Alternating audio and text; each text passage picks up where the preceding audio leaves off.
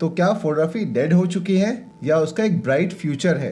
तो दोस्तों आज हम बात करेंगे future of photography. But I think office में बैठ के बात करने से अच्छा है बाहर चलते हैं, फ्रेश एयर पे कुछ फ्रेश आइडियाज आएंगे। Alexa, switch off office lights.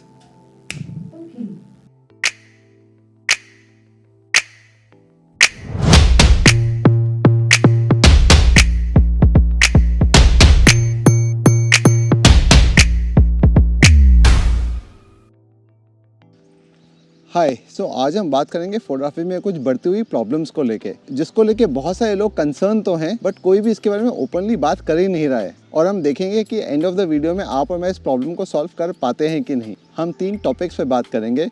First है short term video content, second है मोबाइल फोटोग्राफी और थर्ड है एआई बेस्ड फोटोग्राफी। तो एज अ फोटोग्राफर हमें एक रियल टैलेंट होता है जहाँ पे हम किसी भी रियल मोमेंट को कैप्चर कर सकते हैं in the best resolution possible. हमारे लिए फोटोज खींचना एक एक्सपीरियंस होता है। हम उस मोमेंट के होने से पहले उसे प्रेडिक्ट कर सकते हैं और हर एक पिक्चर लेने के बाद हम बहुत ज्यादा खुश होते हैं कि we got the perfect shot. But इतना सब होने के बावजूद भी ऐसा क्यों बोलते हैं लोग कि फोटोग्राफी इज डाइंग स्लोली। जो फर्स्ट पॉइंट जिसके बारे में बात करने वाला हूँ वो है शॉर्ट वीडियो कॉन्टेंट, जिसकी रीच ऑफ रेट बहुत ही ज्यादा हाई हो चुकी है। अब वो किसी भी प्लेटफॉर्म में हो सकते हैं, रील्स हो, शॉर्ट्स हो या टिकटॉक। और धीरे धीरे लोग ज्यादा ये स्क्रोल वाले वीडियोस को देखना पसंद करें एज कम्पेयर टू फीड में पिक्चर्स। और स्पेशली अगर आप इंस्टाग्राम की बात करें तो वो प्लेटफॉर्म जो सिर्फ पिक्चर्स के लिए बना था, आज उस प्लेटफॉर्म में आपको सिर्फ रील्स दिखाई देती। और अगर आप पिछले 6 महीने से 1 साल तक का डेटा देखोगे तो मैक्सिमम पीपल इंस्टाग्राम में सिर्फ रील्स ही देखते हैं। बहुत ही कम इंटरेक्शन है पिक्चर्स को लेके। देखिए, मैं झूठ तो नहीं बोलूंगा बट इन सब चीजों ने मुझे डेफिनेटली अफेक्ट किया था एक वन पॉइंट ऑफ टाइम, क्योंकि मैंने इस प्रोफेशन को 10 से 12 साल दिए और मैंने कुछ ऐसे कंटेंट क्रिएटर्स को देखा है जो पिछले 6-7 महीनों में क्रिंज कंटेंट डाल के फेमस हो चुके हैं। ये शॉर्ट फॉर्म वीडियो का कंटेंट एकदम से इतना बड़ा कैसे बन गया? आई थिंक रील्स और शॉर्ट्स टिकटॉक की तरह क्रिंज कंटेंट को थोड़ा सा ज्यादा ही प्रमोट कर रहा है। अगर मुझे किसी को ब्लेम करना है ना तो I will blame the pandemic, क्योंकि 2020 से पहले इंस्टाग्राम रील्स इतनी फेमस नहीं होती थी। बट पैंडेमिक आया, टिकटॉक हो गया ज्यादा फेमस क्योंकि लोगों के पास कुछ और काम करने के लिए ही नहीं था। और टिकटॉक की ग्रोथ देखते हुए इंस्टाग्राम ने भी रील्स को प्रमोट करना चालू कर दिया। रादर आपने भी नोटिस किया होगा, पहले आपके फीड में सिर्फ आपके दोस्तों की आपको पिक्चर्स या वीडियोस दिखाई दे, बट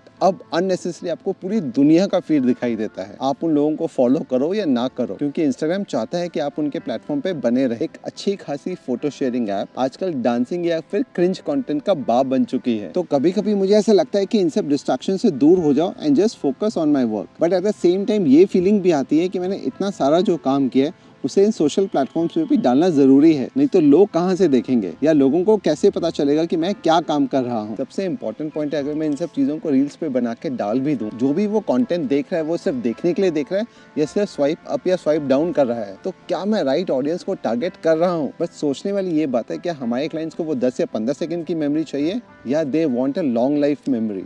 छोटा कंटेंट तो कोई भी इंटरेस्टिंग बना सकता है। और सेकंड थिंग इज, ओरिजिनलिटी नाम की तो चीज ही नहीं रह गई है। कोई एक ट्रेंड फेमस होता है and people would just copy it randomly. So basically Instagram is telling you कि भाई आप कंटेंट को कॉपी करो और वापस उसको रिप्रोड्यूस करो।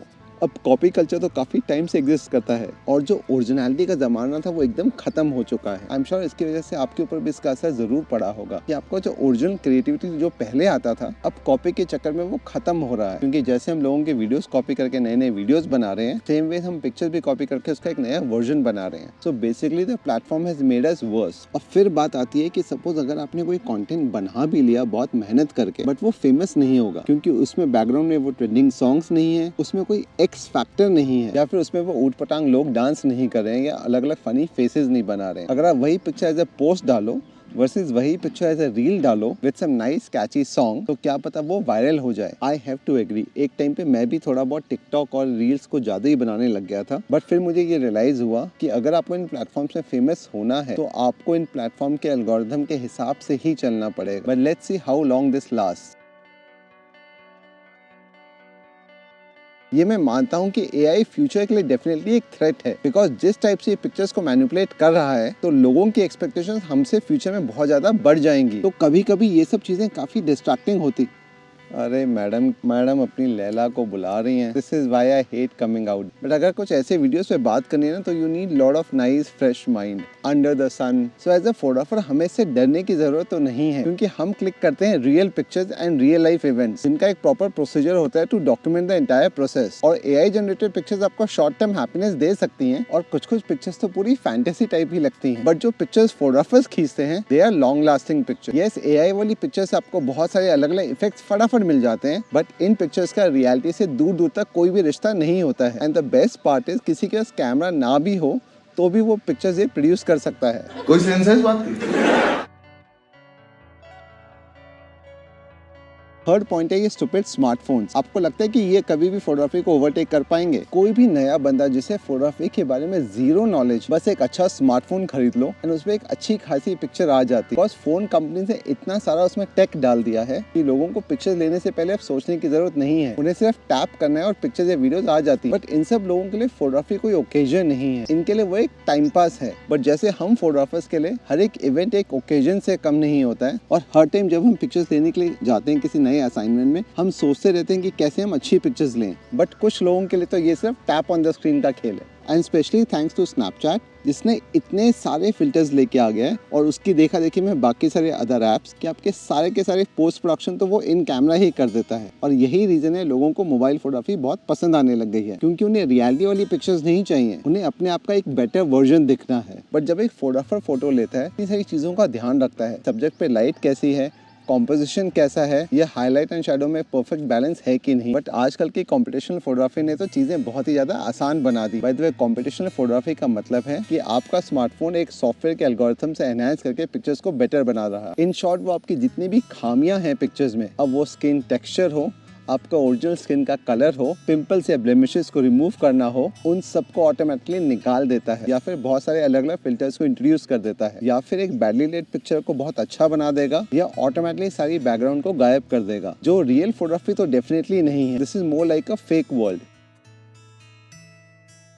बट अगर आप मुझसे पूछो तो मुझे नहीं लगता कि photography is going to die so soon. इसे थोड़ा सा टाइम दीजिए। आपको पता है, जब भी कोई नई चीज आती है, लोग पागलों की तरह उसके पीछे पड़ जाते हैं, और हर किसी को उसे ट्राई करना होता है, तो वो शॉर्ट फॉर्म वीडियो हो या एआई बेस्ड पिक्चर्स हो। लोग कब तक इस फेक वर्ल्ड में जिएंगे? क्योंकि सिर्फ टैप करके तो आपने फटाफट पिक्चर खींच ली, उसके पीछे ना कोई थॉट प्रोसेस था, और जैसी पिक्चर आप खींच रहे हो, सोचो वैसी कितनी सारी और पिक्चर्स खींच सकते हैं लोग विद स्मार्टफोन्स। और इसके टोटली ऑपोजिट, जब आप एक फोटोग्राफर को हायर करते हो, वो कितनी मेहनत लगा के इन पिक्चर्स को खींचता है। इसलिए जो शटर बटन आपके कैमरा के ऊपर है, लॉन्ग रन में उसका इंपॉर्टेंस बहुत ही ज्यादा बढ़ जाएगा। और क्या फर्क पड़ता है अगर हम पिक्चर्स ले रहे हैं और हमारे साथ कोई और स्मार्टफोन में भी सेम पिक्चर ले रहा है। मगर आपको लगता है कि एक स्मार्टफोन की पिक्चर क्वालिटी का कोई भी कंपैरिजन है डीएसएलआर की पिक्चर क्वालिटी से? तो ये कुछ मेरे थॉट्स हैं on the future of photography. और अगर आप अभी तक बने हुए हैं और इस वीडियो देखने के बाद अगर आप भी मुझसे सहमत है कि ये सब चीजें आपका कुछ नहीं बिगाड़ सकती, अब आपकी टर्न है, आप मुझे कमेंट में लिख के बताइएगा आप इस बारे में क्या सोचते हैं। तो प्लीज लाइक और सब्सक्राइब कीजिए, क्योंकि मैं इस टाइप के इंटरेस्टिंग कंटेंट्स लेके आता रहूँ।